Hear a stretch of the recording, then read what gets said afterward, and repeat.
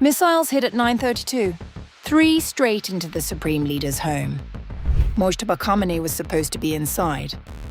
Instead, he stepped out seconds before impact. His wife, killed. His family, wiped out. Iran's command shattered. Mojtaba survived by chance, and now he leads a country at war. But if survival made him leader, is he really in control?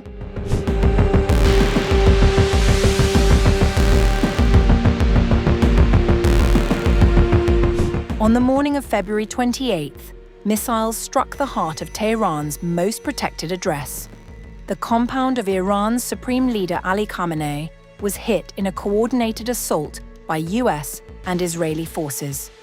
Within minutes, the Islamic Republic's top leadership was gone. But one man survived, and the story of how he survived reads like something out of a thriller. Mojtaba Khamenei, son of the late Supreme Leader and now Iran's new Supreme Leader, was supposed to die that morning. According to leaked audio independently verified by The Telegraph, the strikes were precisely calculated to wipe out the entire Khamenei family. Multiple locations within the compound were targeted simultaneously. The missiles that hit his father's residence were 3 in number, and they were followed by strikes on Mojtaba's own home, his brother-in-law's residence below, and his brother Mustafa's home nearby. That morning, at 9:32 when the bombing happened, several parts of the office were hit. From what I understand, one of the targets was the area belonging to Aga himself. 3 missiles were fired directly at that location. The audio, a recording of remarks delivered on March 12th in Tehran's Kolhak neighborhood, features Mazaher Hosseini, head of protocol for Ali Khamenei's office, speaking to senior clerics and IRGC commanders. His account is the most detailed picture we have of what happened inside that compound. God's will was that Mojtaba had to go out to the yard to do something and then return.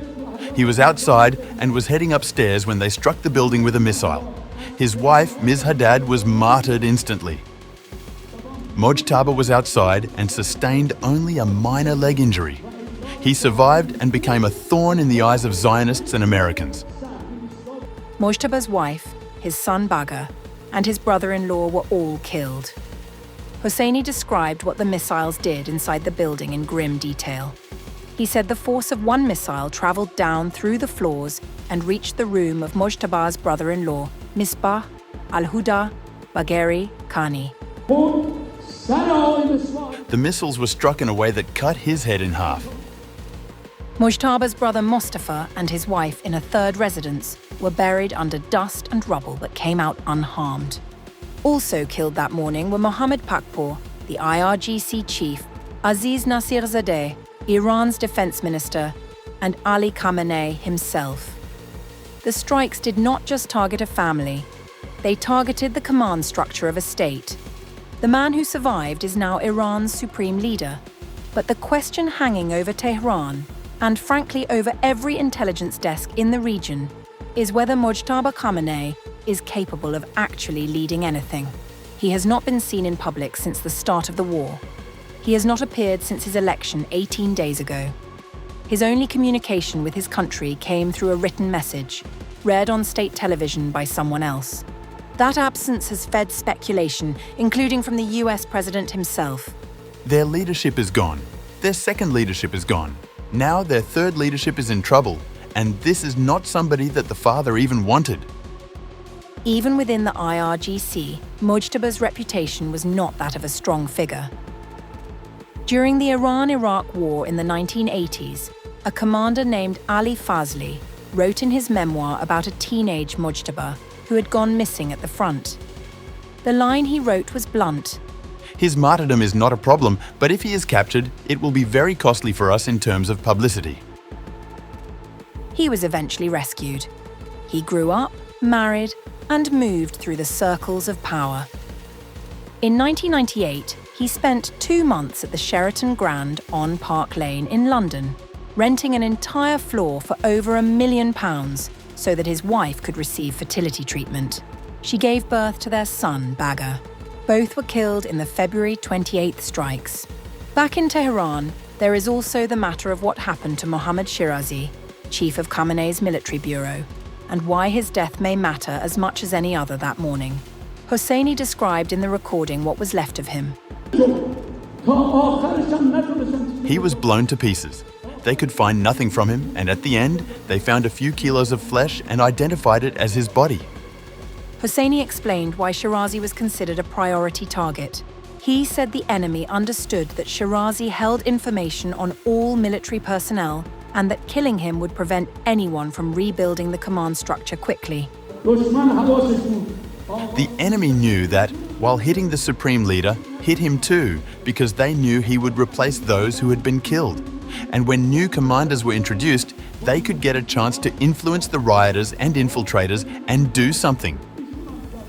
Iran is now led by a man who survived by chance, who was never wanted for this role, who has not been seen in weeks, and whose inner circle has offered no public word since he was named leader. Senior non-clerical figures had already criticized the succession, calling it a hereditary arrangement that contradicted everything the 1979 revolution stood for.